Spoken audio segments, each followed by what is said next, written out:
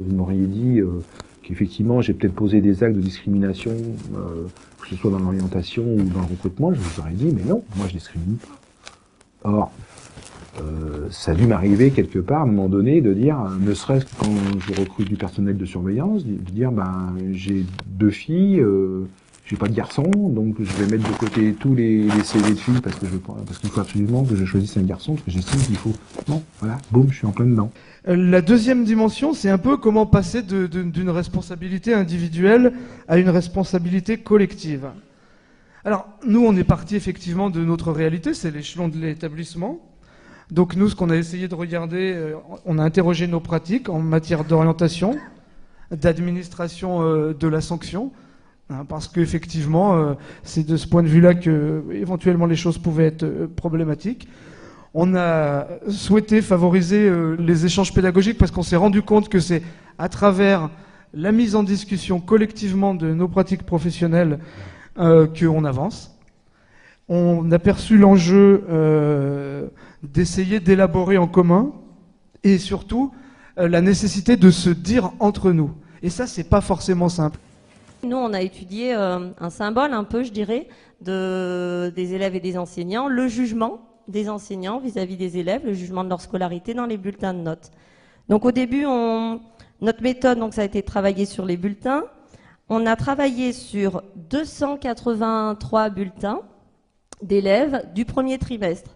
Mais comme pour un bulletin, il y a à peu près une dizaine d'appréciations, au final, ça revenait à 2000 jugements enseignants-élèves.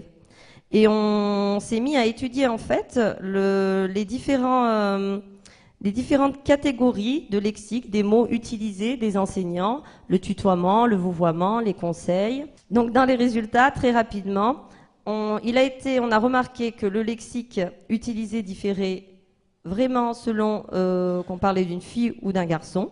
Si on prend l'exemple du mot sérieux, l'utilisation du mot sérieux dans l'appréciation des enseignants, on s'est rendu compte qu'il y a toujours une différence entre les filles et les garçons. Cet écart est entre 6 et 13%, c'est-à-dire qu'à même niveau de notes, c'est très important de le préciser, les filles ont toujours plus de remarques, plus d'utilisation du mot sérieux dans leur bulletin que les garçons. Et cet écart devient très très grand quand, par exemple, on observe tous les élèves qui sont des très bons élèves, donc qui ont entre 15 et 17 de moyenne, filles et garçons confondus.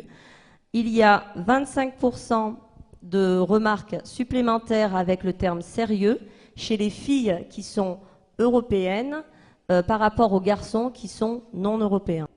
Un dernier exemple, mais la liste n'est pas du tout exhaustive. Un membre de l'administration qui, parlant d'une fille blanche qui porte le voile, pas dans le lycée évidemment puisque les élèves respectent le règlement, mais en dehors du lycée, cette jeune fille blanche qui porte le voile et qui se trouve dans une classe de seconde où les élèves, on va dire maghrébins, sont majoritaires en nombre. Et donc on a entendu ce membre de l'administration dire « Ah, elle a été contaminée par la classe ». Voilà. Donc tous ces exemples de différences de jugement liées au genre ou à l'origine ethnique supposée nous ont fait nous poser la question suivante: est-ce que ces différences de jugement entraînent des inégalités de traitement? Donc on avait plutôt le sentiment que oui, mais on voulait essayer de faire quelque chose d'un peu objectif pour voir la réalité de ces inégalités de traitement. Et donc on s'est intéressé à l'orientation parce que l'orientation c'est essentiel. Nous avons décidé de vérifier si l'orientation des élèves à l'issue de la classe de seconde était influencée par l'origine ethnique supposée, donc avec les deux catégories qui ont été utilisées par le collège Henri Vallon, donc européen, non européen, et ou le sexe, fille-garçon. Alors à noter simplement que donc on a mis en place des critères implicites et subjectifs pour assigner la place des individus, parce qu'il n'est pas évident de penser que tel ou tel individu est ou n'est pas européen. Donc on s'est basé essentiellement sur l'aspect physique d'une part, et d'autre part le nom ou le prénom. Alors nous avons travaillé sur un groupe de 231 élèves, donc c'est l'effectif des classes de seconde du lycée Mounier dans les années, pour l'année scolaire 2010-2011. Et donc chaque élève a été qualifié de minoritaire ou non européen ou majoritaire, d'une part, et garçon ou fille. Alors nous obtenons donc les résultats suivants. Pour une moyenne supérieure à 10, les garçons majoritaires ou européens ont 1,7 fois plus souvent une orientation conforme à leurs demandes que les garçons minoritaires. Les filles majoritaires ont 1,2 fois plus souvent une orientation aussi conforme à leurs demandes par rapport aux filles minoritaires. Disons que rien n'interdit de produire des statistiques enregistrant l'origine dans l'absolu, sous réserve d'un certain nombre d'encadrements. La question qui est posée et qui fait débat récurrent, c'est de la statistique publique, quand ce sont des organismes comme l'INSEE qui engagent la parole de l'État.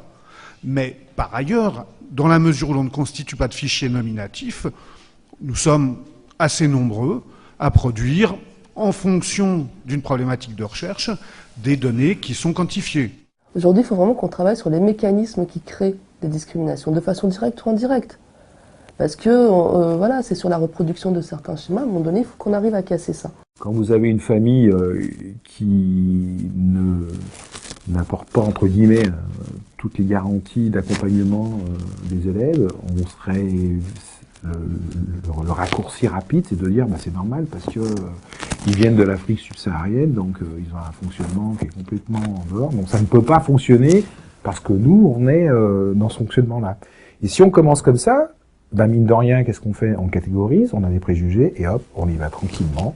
Et on se dit que peut-être qu'en fin de troisième, le fait qu'on ait pensé ça pendant un moment, puisse dire, après tout, on va pas l'envoyer au lycée parce que de toute façon, derrière, ça tient rien. On voit aussi ces phénomènes-là dans les conseils qu'on peut donner qui sont différenciés aux garçons et aux filles en matière d'orientation, qui sont différenciés aussi selon l'origine ethnique des filles ou des garçons. Voilà, les codes de l'école ne sont pas toujours appréhendés par la population de manière homogène. Et il faut dire aussi que l'école n'est pas forcément...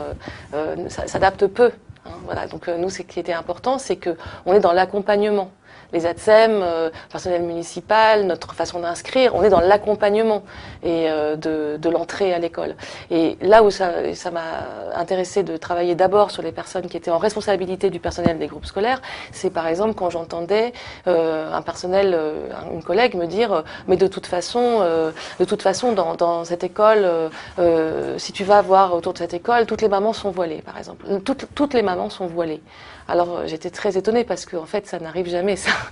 Alors c'est vrai qu'il y a des écoles où il y a des mamans qui portent le voile et puis des écoles où il y en a moins, mais voilà, de dire toutes les mamans sont voilées. Sous-entendu, qu'est-ce qu'on peut travailler? Alors qu'en fait c'était le sous-entendu qui me posait problème. Et c'est pour ça que je voulais qu'on travaille sur cette question.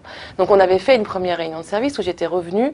Après on avait aussi la question de l'accompagnement des sorties scolaires. Qui peut accompagner les sorties scolaires? Cette question de la religion, je pense qu'il ne faut pas l'analyser seulement à l'échelle de la France. On sait qu'au niveau mondial, il y a un retour vers le religieux et vers des formes relativement radicales de religiosité. Ça, Olivier Roy le montre très bien. C'est l'essor des églises évangélistes, etc. Des mouvements qui s'attachent aux détails, en fait, et aux manifestations du type vestimentaire, visible, en fait. Et donc, ça, déjà, c'est un phénomène international. Après, au niveau de la France, ce surinvestissement de l'islam par la population descendante du Maghreb, en clair, elle est liée à une forme de discrimination, de marginalisation dans la société, etc. Ça, Gilles Kepel le montre très bien dans son dernier bouquin, 93, que en gros, il y a une explosion de la demande de halal ces 10 dernières années parce que c'est devenu le marqueur identitaire numéro 1, en fait, pour affirmer son existence, sa spécificité, sa singularité, etc. Et que la demande de reconnaissance de cette spécificité, en fait, elle exprime beaucoup plus que simplement la possibilité de manger selon ses convictions.